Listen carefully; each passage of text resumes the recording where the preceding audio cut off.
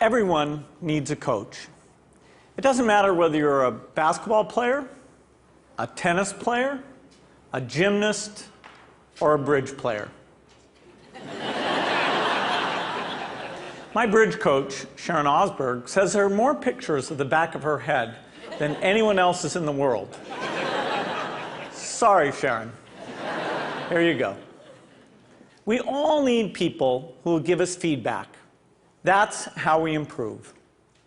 Unfortunately, there's one group of people who get almost no systematic feedback to help them do their jobs better. And these people have one of the most important jobs in the world. I'm talking about teachers. When Melinda and I learned how little useful feedback most teachers get, we were blown away. Until recently, over 98% of teachers just got one word of feedback: satisfactory. If all my bridge coach ever told me was that I was satisfactory, I would have no hope of ever getting better. How would I know who is the best?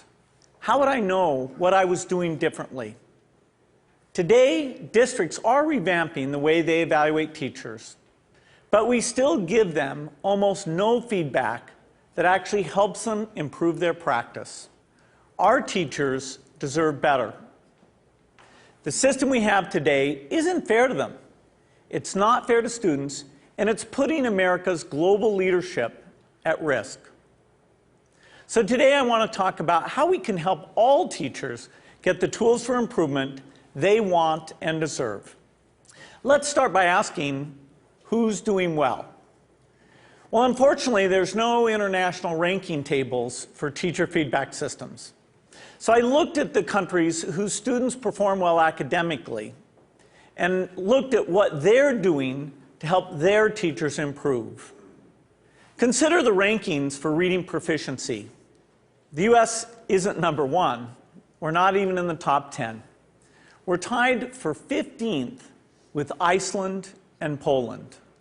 Now, out of all the places that do better than the US in reading, how many of them have a formal system for helping teachers improve? 11 out of 14. The US is tied for 15th in reading, but we're 23rd in science and 31st in math. So there's really only one area where we're near the top, and that's in failing to give our teachers the help they need to develop their skills. Let's look at the best academic performer, the province of Shanghai, China. Now, they rank #1 across the board in reading, math, and science. And one of the keys to Shanghai's incredible success is the way they help teachers keep improving. They make sure that younger teachers get a chance to watch master teachers at work. They have weekly study groups where teachers get together and talk about what's working. They even require each teacher to observe and give feedback to their colleagues. You might ask, why is a system like this so important? It's because there's so much variation in the teaching profession. Some teachers are far more effective than others. In fact, there are teachers throughout the country who are helping their students make extraordinary gains. If today's average teacher could become as good as those teachers, our students would be blowing away the rest of the world. So we need a system that helps all our teachers be as good as the best. What would that system look like? Well, to find out, our foundation has been working with 3,000 teachers in districts across the country on a project called Measures of Effective Teaching. We had observers watch videos of teachers in the classroom and rate how they did on a range of practices. For example, did they ask their students challenging questions? Did they find multiple ways to explain an idea? We also had students fill out surveys with questions like, does your teacher know when the class understands a lesson? Do you learn to correct your mistakes? And what we found is very exciting. First, the teachers who did well on these observations had far better student outcomes. So it tells us we're asking the right questions. And second, teachers in the program told us that these videos And these surveys from the students were very helpful diagnostic tools because they pointed to specific places where they can improve. I'm going to show you what this video component of MET looks like in action. Good morning, everybody. Let's talk about what's going on today. To get started, we're doing a peer review day, okay, a peer review day. And our goal by the end of class is for you to be able to determine whether or not you have moves to prove in your essays. My name is Sarah Brown-Westling. I am a high school English teacher at Johnston High School in Johnston, Iowa. Turn to somebody next to you. Tell them what you think I mean when I talk about moves to prove. I think that there is a difference for teachers between the abstract of how we see our practice and then the concrete reality of it. Okay, so I would like you to please bring up your papers. I think what video offers for us is a certain degree of reality. You can't really dispute what you see on the video. And there is a lot to be learned from that. And there's a lot of ways that we can grow as a profession when we actually get to see this. I just have a flip camera and a little tripod and invested in a tiny little wide angle lens. At the beginning of class, I just perch it in the back of the classroom. It's not a perfect shot. It doesn't catch every little thing that's going on, but I can hear the sound, I can see a lot, and I'm able to learn a lot from it. So it really has been a simple but powerful tool in my own reflection. All right, let's take a look at the long one first, okay? Once I'm finished taping, then I put it in my computer, and then I'll scan it and, take a peek at it. If I don't write things down, I don't remember them. So having the notes is part of my thinking process, and I discover what I'm seeing as I'm writing.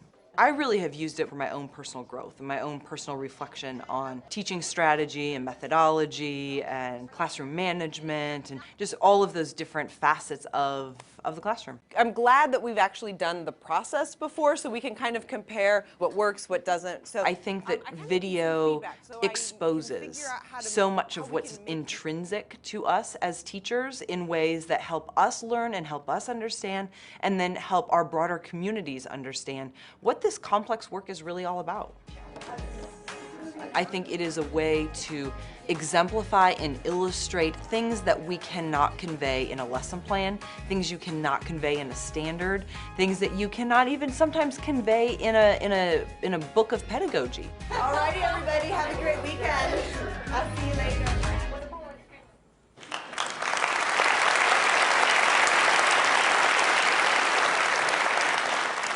One day, we'd like every classroom in America to look something like that. But we still have more work to do. Diagnosing areas where a teacher needs to improve is only half the battle. We also have to give them the tools they need to act on the diagnosis.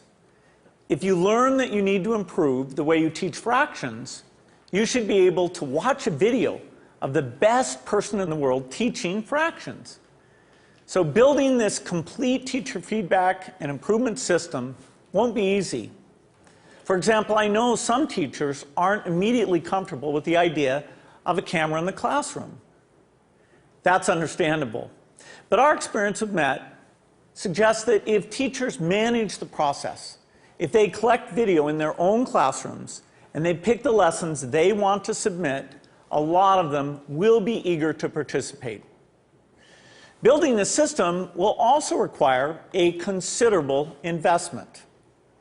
Our foundation estimates that it could cost up to $5 billion. Now that's a big number, but to put it in perspective, it's less than 2% of what we spend every year on teachers' salaries.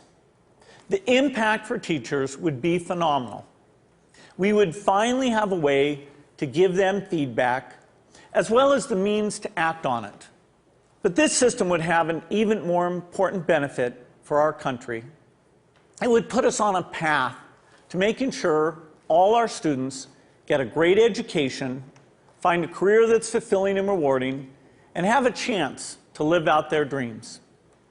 This wouldn't just make us a more successful country.